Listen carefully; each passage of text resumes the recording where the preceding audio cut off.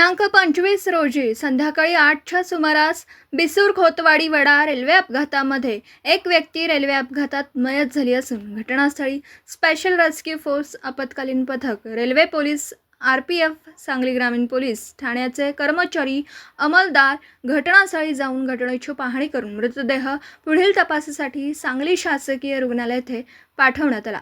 मयत व्यक्तीची ओळख पटली नसून पोलीस मयत व्यक्तीच्या नातेवाईकांचा शोध घेत आहेत। मयत व्यक्तीच्या अंगावरील पोशाख अंगावरती निळ्या कलरची जीन्स पॅन्ट, काळा कलरची जर्किन व गुलाबी रंगाचा बरमुडा, वयवर्ष अंदाजे 35, उजव्या हातावरती गोंधण, नक्षीदार गोंधण व शंख गणपती असा नक्षीदार गोंधण आहे। कुणाच्या ओळखीचे असल्यास सांगली ग्रामीण पोलीस ठाणे अंमलदार विष्णू काळे बक्कल क्रमांक 1202 मृत व्यक्तीचे पोस्टमार्टम करून मिराज सिव्हिल हॉस्पिटल येथे मृतदेह शीतगृहात ठेवण्यात आला।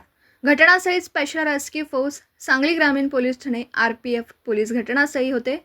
स्पेशल रेस्क्यू फोर्सचे कैलास वडर, सागर जाधव, महेश गव्हाणे, सचिन माळी।